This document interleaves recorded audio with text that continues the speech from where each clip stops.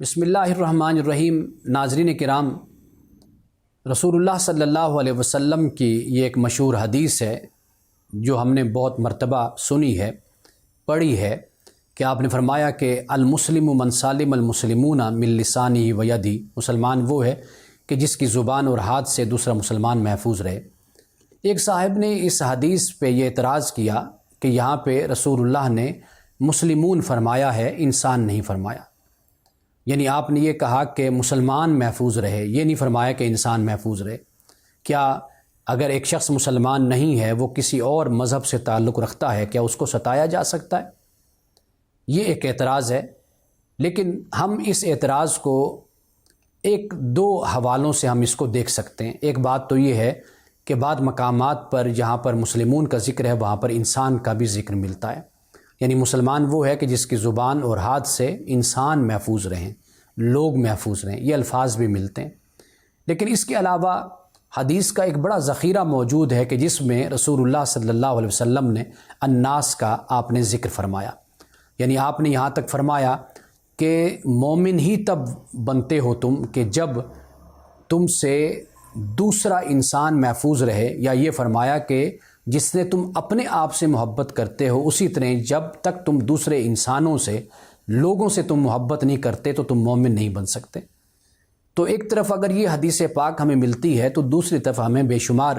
ایسی احادیث بھی ملتی ہیں کہ جن میں رسول اللہ صلی اللہ علیہ وسلم نے انسان کا ذکر کیا ہے۔ قرآن پاک نے بھی یہ فرمایا وَلَقَدْ كَرَّمْنَا بَنِي آدم، کہ بنی آدم کو ہم نے تقریب والا بنایا، عزت والا بنایا۔ اب اس میں صرف مسلمان نہیں بلکہ اس کائنات کے اول و آخر سارے انسان اس میں موجود ہیں۔ اس لیے رسول اللہ صلی اللہ علیہ وسلم کی احادیث اور روایات کو ہم پڑھتے ہیں تو اس میں ہمیں جو دوسرے مذہب سے تعلق رکھنے والے لوگ ہیں ان کی بھی ایک عزت اور ایک احترام ہمیں نظر آتا ہے۔ جب ایک یہودی کا جنازہ گزرا تو رسول اللہ صلی اللہ علیہ وسلم اس کے احترام میں کھڑے ہو گئے، تو صحابہ نے عرض کیا یا رسول اللہ یہ تو مرنے والا یہودی ہے، تو رسول اللہ نے فرمایا کیا یہ انسان نہیں ہے؟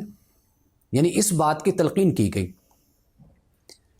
امام ابو یوسف اپنی کتاب الخراج میں اس بات کو بیان کرتے ہیں کہ سیدنا فاروق اعظم رضی اللہ تعالیٰ عنہ نے ایک غیر مسلم کو، یہودی کو دیکھا کہ وہ بھیک مانگ رہا ہے، بوڑھا ہے، تو آپ نے اس سے پوچھا کہ بھائی کیوں بھیک مانگ رہے؟ تو اس نے کہا کہ اپنا خرچہ میں نے چلانا ہے، جزیہ بھی دینا ہے۔ تو سیدنا فاروق اعظم رضی اللہ تعالیٰ عنہ اس شخص کو لے کر گئے اور جا کر مال بیت المال میں آپ نے جا کر نگران سے، نگہبان سے آپ نے یہ کہا کہ اس کا وظیفہ لگا دو، اس لیے کہ جب یہ جوان تھے تو ہم ان سے کام لیتے رہے، اور اب جب یہ بوڑھے ہو گئے ہیں، کام نہیں کر سکتے، تو ہم ان کو ایسے کیسے چھوڑ سکتے ہیں؟ تو سیدنا فاروق اعظم رضی اللہ تعالیٰ عنہ نے اس یہودی کا، بوڑھے شخص کا آپ نے وظیفہ لگوایا۔ اسی طرح ہمیں خلافت راشدہ میں اور دوسرے ادوار میں ہمیں نظر آتا ہے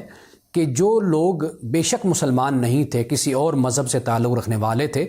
تو اسلام کی تعلیمات کے مطابق ان کا احترام بھی کیا گیا اور ان کے حقوق ادا بھی کیے گئے۔ تو اس لیے فقط ایک حدیث کی بنیاد پر کوئی اعتراض کھڑا کرنا یہ گویا کہ اسلام کے پورے علمی ذخیرے سے اور روایات کے ذخیرے سے اور مسلمانوں کی جو ایک روایت ہے اس سے آنکھیں بند کرنے کے مترادف ہے۔